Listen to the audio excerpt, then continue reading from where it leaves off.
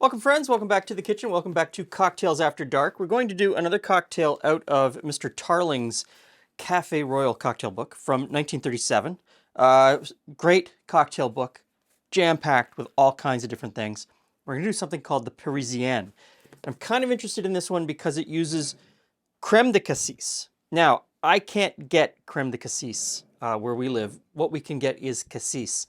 And my understanding is Creme de Cassis is thicker. It's got more, it's much more viscous than this is, but I'm sure the flavor is pretty much the same. So I'm going to start out in this mixing glass with some gin. And so the first cocktail, I'm going to use the Dillon's Dry Gin. And so 1 ounce of that. Both cocktails get French vermouth, white vermouth, dry vermouth, depending on what you want to call it. And so 1 ounce into both mixing glasses. They both get 1 ounce of Cassis. Now, Cassis, you may notice, eagle-eyed amongst you, that it says Cherry Rocher. Now, Cherry Rocher is the name of the distillery. This is not a cherry liqueur. I see that all the time in the comment section, mostly amongst our friends who don't speak French. Cassis is black currant. This is a black currant liqueur made by a company called Cherry. Confusing. And so that's the same amount, 1 ounce of Cassis in each mixing glass. And then this one, I'm going to use this Madison Park gin from a small distillery in Montreal. There we go. And both of these get ice and a stir.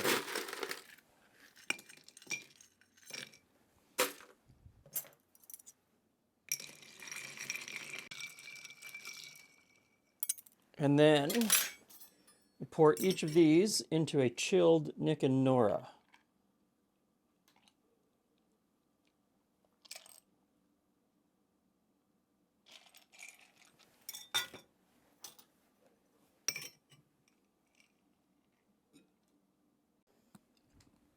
Hey, Glenn. Hey, friends. Hey, Jules. What do we have today? So today we have the Parisian. So, gin, vermouth, creme de cassis. Okay, I'm in. No garnish listed.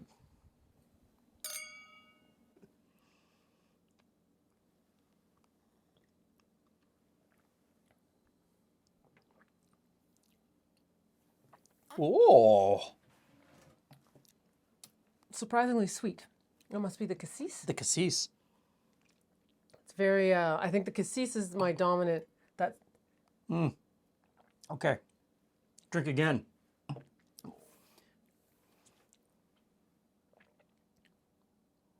Interesting. Yeah, This one has a ginier. yeah. Oh, well, and that's not fair because it could just be that the gin is a slightly different flavor, but it's, yeah. So you also get, this is a rye-based gin. I know I say this in every video where we use it. Is that the new one? That's latest, the, most recent? Or I the think so. older batch That's- 54? That's the most recent one. Okay. Yeah. The rye adds a spicy note, and that spicy note I found with this one made it very complex. Like there's a bunch of different It's layers of interesting, flavor. whereas this one is sweet. Whereas that one is sweet. Yes, you get sweet, you get a little bit of the gin, and vermouth. I don't know. Where's the vermouth?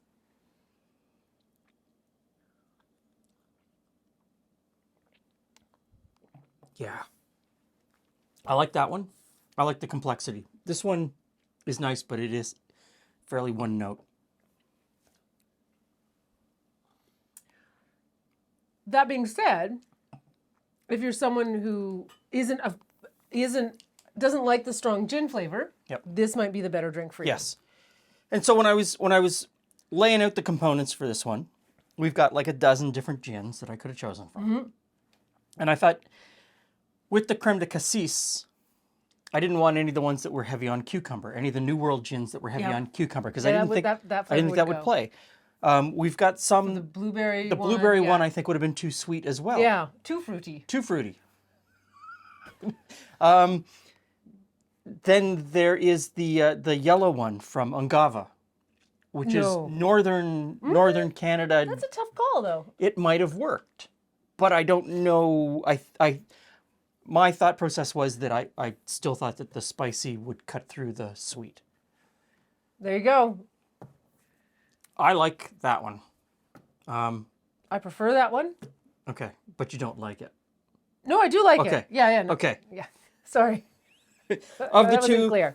you prefer. Yeah, I'm happy with that. I like both of them, but I prefer that one. Yeah. Yeah. There you go.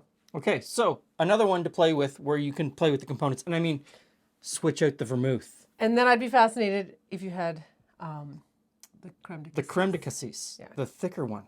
I've never seen it available here where we live. And it may be something, I didn't do a whole lot of research. It may be something that in the 1930s, because a lot of Did you this, see our surprised looks? I know, a lot of components in these cocktail books from the 1920s and 1930s, the components disappear at the beginning of World War II.